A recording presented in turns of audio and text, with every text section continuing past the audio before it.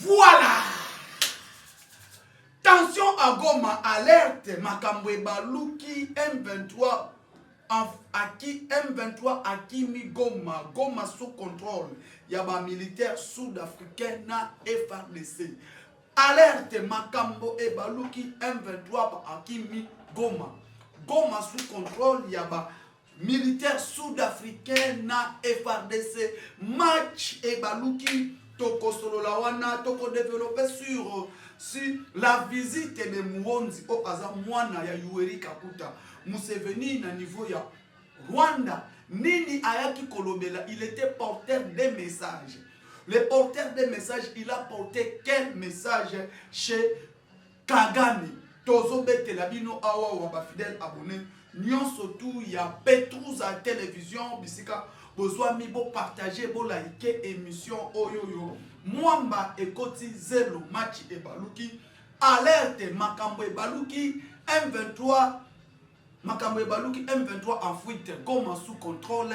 Yaba armée sud-africaine y compris FARDC bandekonangai. Titre ya émission na biso tozo solola awa. Yango wana pendant 30 minutes to développer émission oyo. Voilà. Bandeko ba congolais. Toyebisaki Paul Kagame a retiré ba troupe na ye. Toyebisaki Paul Kagame et communauté même internationale ba yebisaki Paul Kagame a retiré ba troupe na ye na kati ya République démocratique du Congo. Mais Kagame a yoka quitté. Kagame s'est entêté.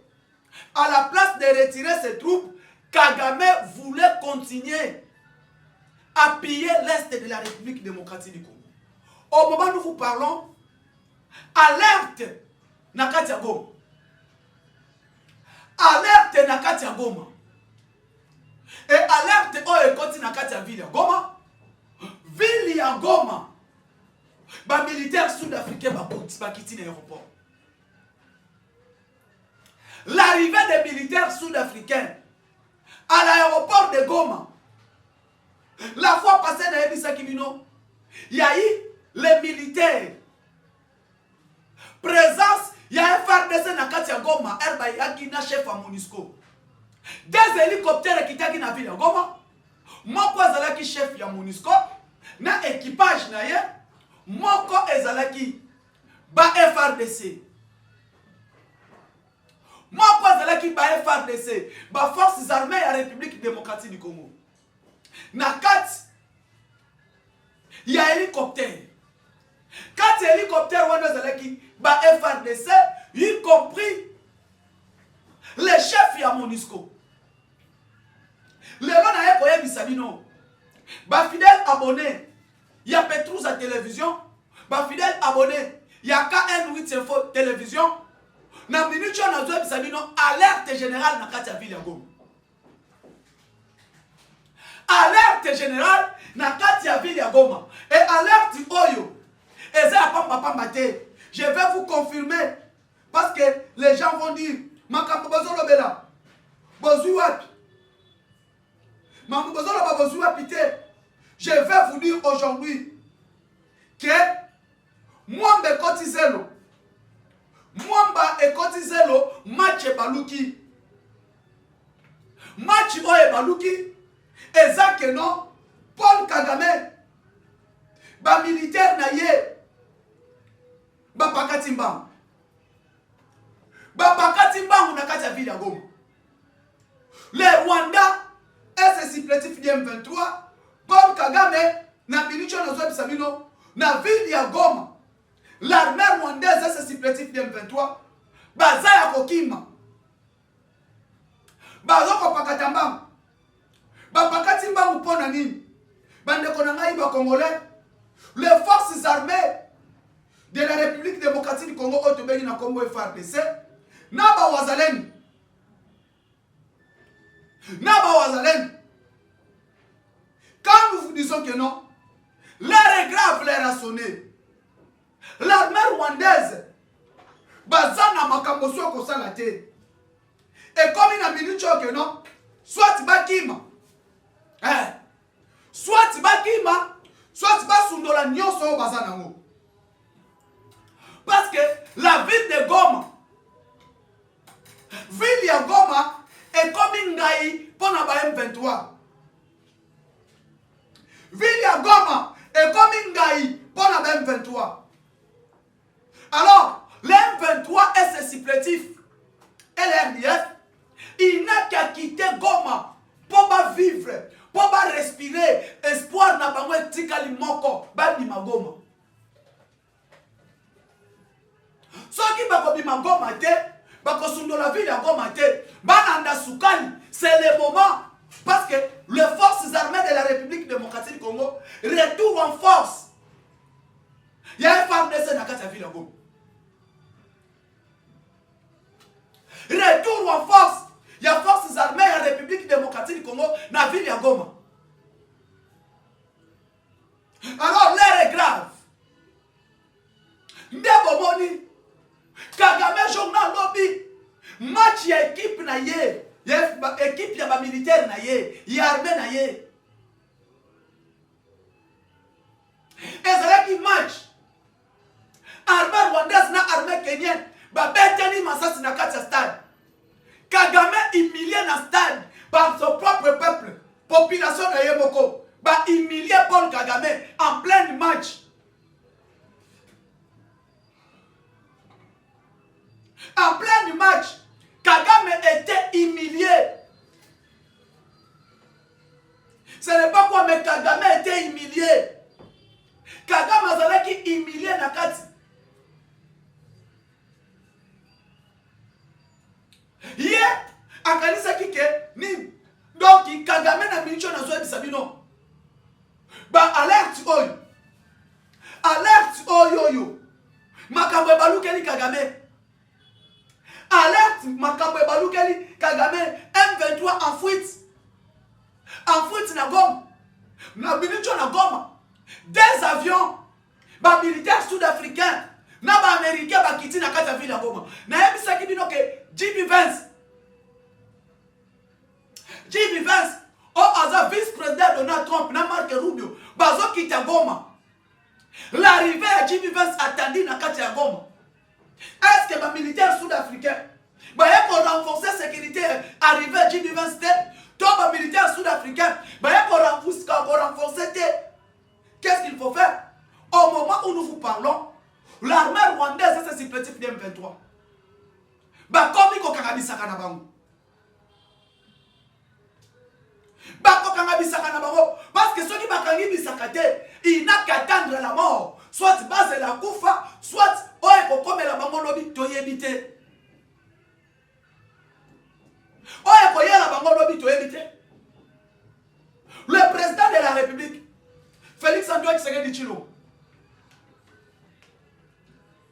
Alors bakiamo donc on fait respecter Kagame loi ya Congo par la force. Qui Kagame? Kagame a ça la choix na ye. Soit andimi kokufa, soit andimi. Donc oyo nyonso tezo komela Kagame. Kagame mutu azo futa. Ndebo moni. Alerte kwei. Alerte kwei. Oh, bah, il y a yebisa Paul Kagame. Bah, Américain, bah, il y a yebisa Paul Kagame. Et c'est supplétif. Papa, bibisa ba militaire na yo. Elle bah, bibisa ba militaire na yo. Parce que ville ya Goma, au comme un risque. Ville ya Goma, au comme un risque.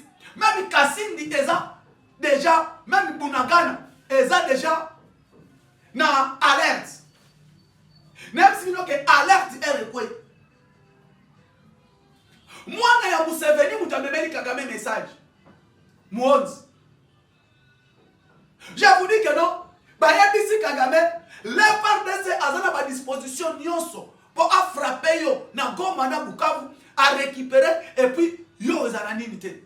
Alors pour éviter les bains du sang, Kagame, retire-toi. Yo faut bima. Bima na kati ya République démocratique du Congo. Bima. Bayebisi Paul Kagame. Et bima na République démocratique du Congo, makambo eza ya bien te, match balukeli yo. Match eza ko balukela yo, tu dois quitter la RDC. Paul Kagame azo s'entêter. Ba yebisie bima parce que minicho na makambo niveau ezo kendeli. Makambo niveau ezo kendeli. Bako frapper yo. Alors elle bako frapper yo okosambwa. Et moi na Museveni batindi Museveni, bapesi Museveni message. Message yo bapesi Museveni.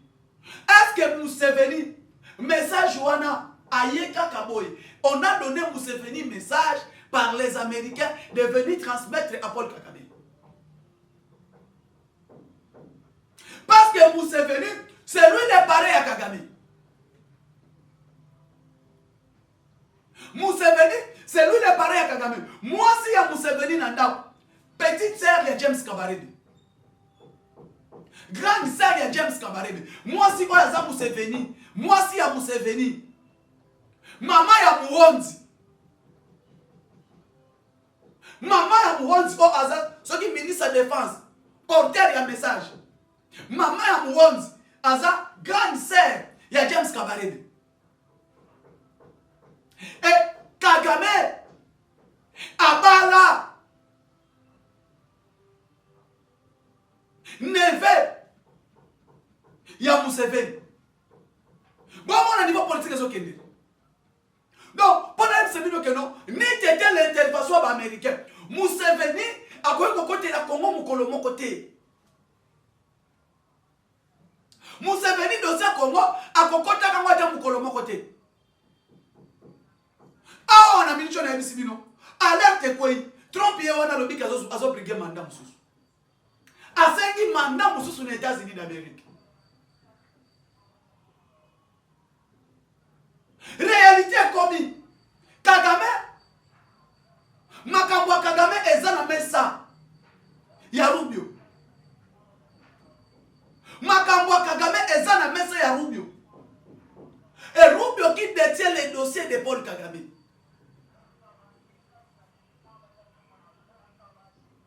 Et Marc Rubio a yebisi Kagame clair. Il a appelé encore Kagame pour la deuxième fois. Kagame Moutabenga ki Rubio. Kagame qui a appelé Rubio pour lui dire que non, je suis prêt à se retirer au Congo d'ici le 15 juillet. Arrivant le 15 juillet, Kagame change de discours. Donc comme il est 15 juillet, Kagame, Yapolo a changé de discours. Et pourquoi? El Kagame a moni. Yapolo a changé de discours. Et même la communauté internationale, même l'Union africaine, va comprendre que comment Kagame a changé de discours avant le 15 juillet. Kagame a dit que non. De retirer le M23 au Congo, d'en finir avec le M23, c'est d'en finir avec les Rwandais. Même les parents naïe, balobi discours au Kagame a lobi ndengeni. Balobi que non, tozo neutraliser ba M23. Kagame a lobi que non, tozo neutraliser pena Rwanda. Parce que qu'on neutralise ba M23, et ça qu'on neutralise Rwanda. Wana maloba ya Paul Kagame ya Polo. Ya Polo. Et ya Polo. Makambo yemoko aluki. Yemoko mutu aluki to koma na niveau auto komi. Et mon hommage je vous parle.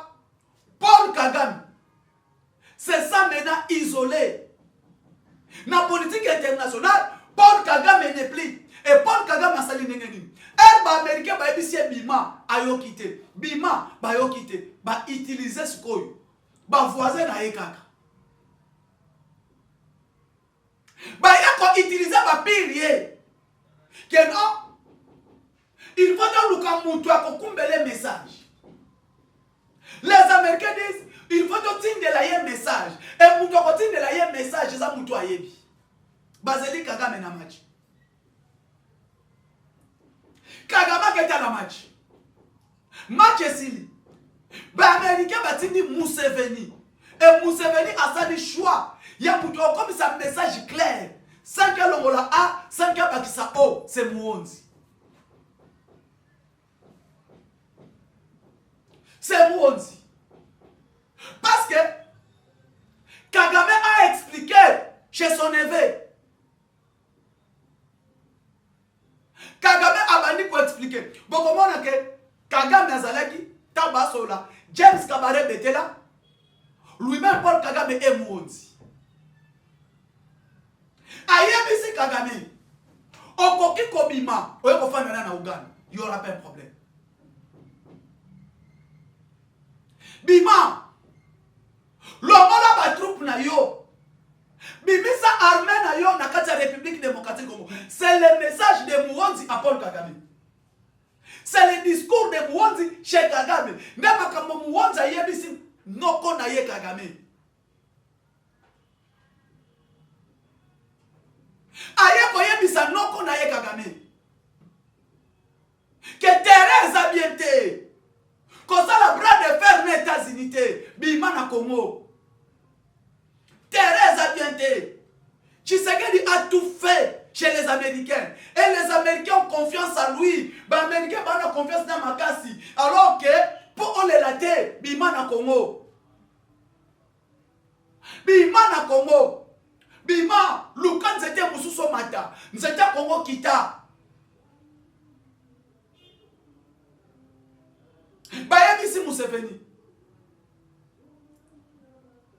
Alors, Batindeli Kagame émissaire. Émissaire Batindeli ye. Bazouile ka mwana kazina ye. Mwana kazina APC message. Babiso totindi président au Burundi. Bakolo ba makambo mususu. So batindi Tanzanie. Bakolo ba makambo mususu. Bayabisi Abima na Congo. Et puis ce qui est indi. Uganda muto wakimisa Kagame. Uganda mutukolukela Kagame nzela parce que Uganda c'est les proches, c'est Museveni qui a fabriqué Kagame. Museveni qui a fabriqué Kagame. Kagame c'est les produits finis fabriqués par Museveni. Et Kagame n'était pas d'accord. Bataille ici politique niveau zokendele. Bataille ici clair yonde mutoluki to comme na isiko to. Parce que RDC na minicho asum to kosakane la te. Ba vérité na biso nyonso tu ya kimoyibi ebimi.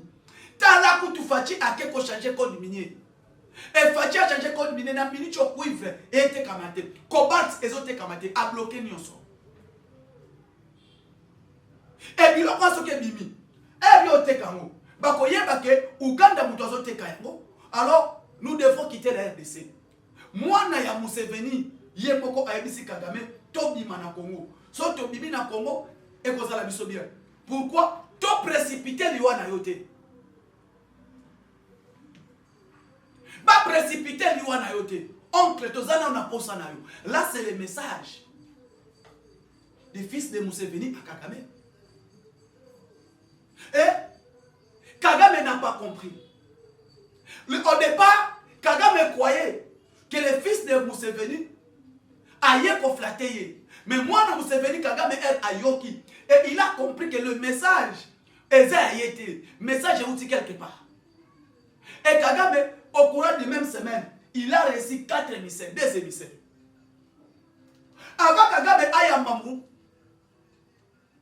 moi na Museveni, Kagame ayambaki Bill Gates.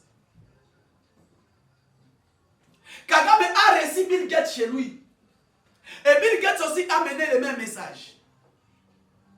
Il a amené le même message. Pour pas contrer, il continue de laisser comme Mwana Kazinae. Les Américains continuent de la Kagame, Mwana Kazinae. Pour ayer bisaye. Quand est-ce que Kagame a commis? Après ça, un jour, na date. Oyo. Kagame a commis na kati ya RDC. Bande ko commis problème na Rwanda. Et commis problème na kati ya Rwanda. Kagame, tu devrais nous donner les jours et les dates que tu vas quitter la RDC. Et ça, Kagame nzoto mali.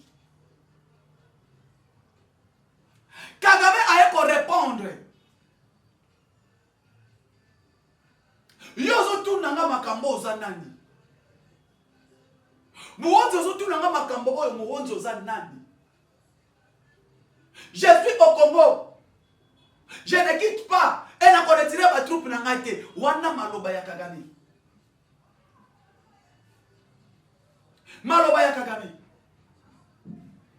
Et mouonzi ya monsieur oncle.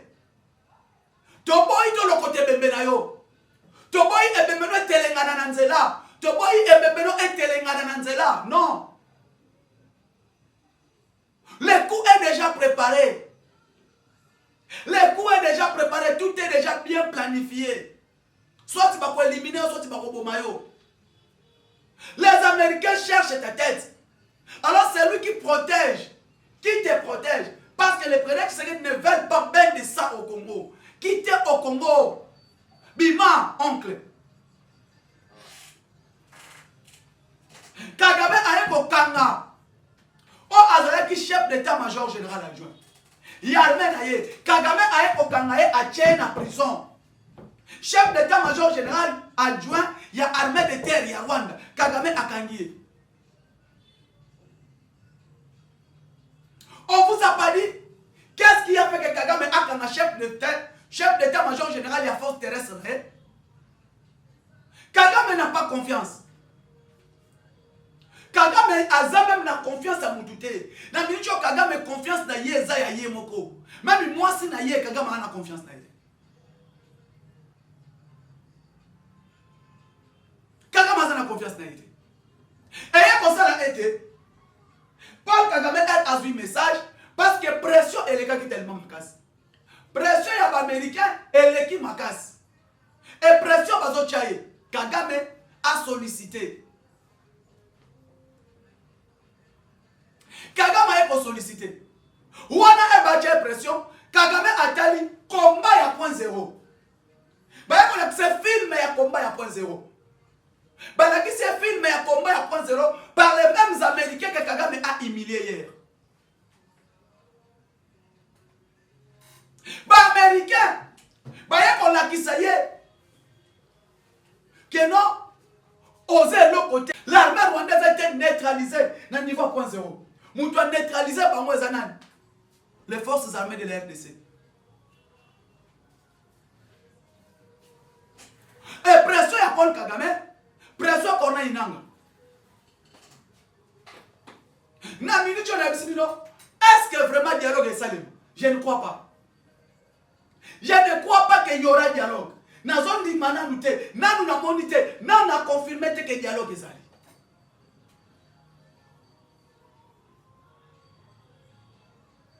Alors, l'armée rwandaise se supplétifie bien 23. Combien de ma Betami, dans le territoire à Fizi, précisément dans le plateau de Minembwe, si na niveau il y a point zéro. L'armée congolaise a arrivé à neutraliser toutes les Rwandais dans le niveau point zéro. Niveau Betami na point zéro. Niveau Bakoufi Bibembe ya Somo na point zéro, Bokoni Mate. Raison pour laquelle au moment où je vous parle, l'aéroport de Goma est sécurisé par les forces armées de la République démocratique du Congo et les forces et les militaires sud-africains. Kagame a un perdre des ressources. Quoi stratégique au Yalelaka. Et l'aéroport de Goma n'est plus sous contrôle de l'armée rwandaise. L'armée rwandaise l'aéroport ya Goma bazate.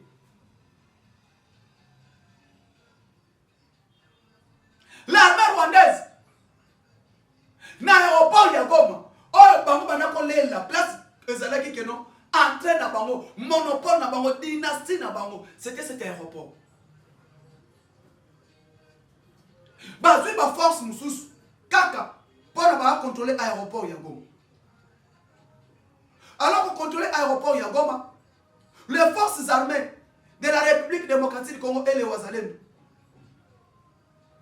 Les forces armées de la République démocratique du Congo et les Wazalendo. Les Wazalendo. Ba Wazalendo. Ba koti makambo. Wazalendo koti makambo. Et Wazalendo. Asanin. a bloqué l'aéroport. L'aéroport est bloqué. L'aéroport Yagoma est bloqué par les forces armées de la République démocratique du Congo, y compris les militaires sud-africains. Les militaires sud-africains, l'armée rwandaise, Bayeko Pakatambam, elle n'a pas dit que non, ville ya Goma est en tension. Tension est en makas na ville ya Goma. Makambo eza kobeba na ville ya Goma. Makambo eza kobeba ndenge nini? Nana bebisi makambo na kati ya ville ya Goma.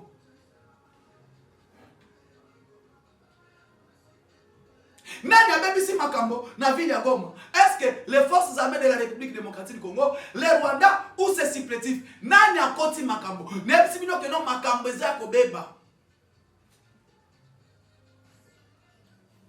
Makambo eza kobeba. Les Rwandais, ba militaires rwandais, na ba supplétifs na bango nyonso, na kati ya ville ya Goma. Et inde libango. Et inde libango, eza ko inda. Tanto lo bake e inde libango, eza ya pamba te. Ma moto ezo pena. Eza opesi mbwa mbwa boy. Opesi mbwa mbwa boy. Kagame asengi so baksele ba séjour. Kagame a conseillé aux Américains. Kagame a demandé aux Américains que ça ne va pas. A Kobimanaye, mais les Américains vont aider, vont accélérer sous bas séjour. Bandeko. Kagame a kindoki. Kagame azana kindoki. Tu vas penser Kagame kindoki ki mukolo. Kindoki ki mukolo ne e balola e makambo. Kagame yeba kasute. Asala kanini. Mais ça, c'est ce que makasi nago. Village obenga Kipulu. Entre Kipulu et Kipulu, comme Bozobunganga. C'est un coin stratégique. Et ça quoi moko stratégique. Mais quoi wana na minitio na zoe bisabino l'armée rwandaise et ses supplétifs de M23, ils ont perdu. Bakufi na des villages wana. Combien des armes récupérées? Combien des armes récupérées? Kagame azo lela pona nini? Bobini nene lisa Kagame te. Kagame kolela ne eza nini?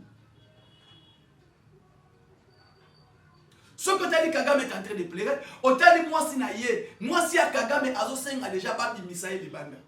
Moi si a Kagame demande déjà na mobali na ye que niveau makambe kombi okendele bimisa nga libanda. Biso di malibanda. Ot malibanda okende wapi?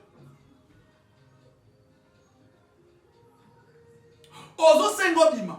Obima libanda mboka po kende wapi? Tant mobali no ozo bomba ba Congolais na est, tu ne savais pas ça. Tu ne savais pas ça.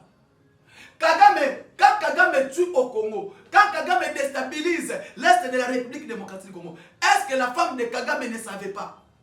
Il n'était pas au courant. Et au moment où je vous parle, la femme de Kagame demande l'exil. À combien de cas qu'elle est Allemagne, soit qu'elle est États-Unis, soit qu'elle est Angleterre. Dans le pays où moi, si Kagame a confié au Kende Yangwan. Il est en train d'envier, d'aller à Kende Nabambo Kawana et permettre Nzokande à Bossani qu'aujourd'hui Kagame a un problème sérieux. Place nous sur moi c'est Kagame Kokende. Ce qui va bengi Kagame devant la justice, Kagame doit venir, doit représenter, doit parler au nom de la famille. Tant que tu as ébissé, tant que tu as ébissé que non, papa, ok mabe, bimana Congo. Bimana RDC. Ce qui a bimi, et qu'on peut s'habiller mes poids. Et voilà, Kagame n'a place à Bima. Kagame a pour affronter FARDC. Kagame est venu affronter les FARDC. Kagame est venu affronter le président de la République. C'est ce que Kagame cherchait. Et la minute, yo, au bandaki koya, ont affronté les forces armées de la République démocratique du Congo. Au infiltré du Congo, aux voix qui partent, on a nion surtout au commissariat Congo. Babete lié masolo RDC. Babete Kagame ba archive ya Congo. Kagame na boita mete.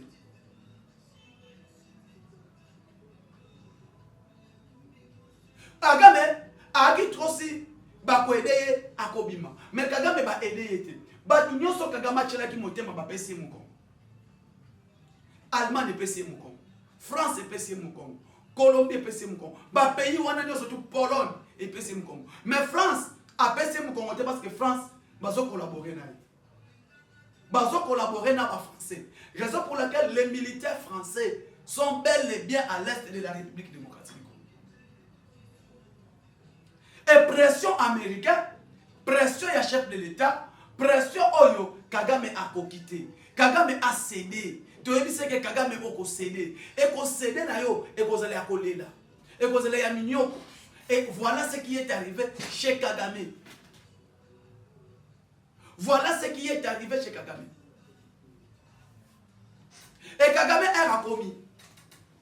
Elle va expliquer que les Américains vont passer sur telle mission. Mission Américain va passer sur Toya Koye Bisayo. Pesa mobali notoni. Pesa mobali notoni. Yebisaye Abima, Kagame Boyi. Toti qu'elle qui est temps. Le temps qu'on a laissé pour chez lui, Kagame, de quitter la RDC, Kagame n'a pas voulu quitter. Kagame a voulu même affronter le président de la République. Il a commencé à affronter le chef de l'État. Kagame a affronté Mokonza Mboka. Et Kagame, RAO, Naïb Sabino que non. Paul Kagame et ses supplétifs M23, ils n'ont pas compris comment est-ce qu'aujourd'hui la situation n'est pas bonne pour lui. Kagame a respiré ndengeni. Yango moni ete, Yemoko, El Atali, réalité, Kagame a cédé. Aïbisi Bango, Yebisa Bango que je suis prêt de quitter la République démocratique du Congo. Bati que la ngai, tant n'abimisa batunanga, n'abimisa biloko naï. Parce que bah Yebisi, ceux qui ont continué, en ligne où vont les choses, les Américains vont te tuer. Les Américains vont te tuer. Si les Américains ne te tuent pas, les Américains vont t'arrêter. On va te humilier comme on a humilié l'ancien président vénézuélien. Et ce qui se passe, Kagame va retirer ou Kagame ne va pas retirer. Mais quand on a dit que non, on a dit que Kagame a pesa esimate. À ta date, mon côté, ezala respectueux. Nyon surtout esimate et nyatamwamba. Et c'est là maintenant, les gens vont comprendre pourquoi Félix Tshisekedi. Les gens vont comprendre pourquoi cet homme a une grande différence que lui. Merci beaucoup, Bayon Sotou Boussamonaka. Na Petrus à télévision, vous partagez, vous likez l'émission et pour ça la biso, Malam Mingi Tokutani Bongo Lobby.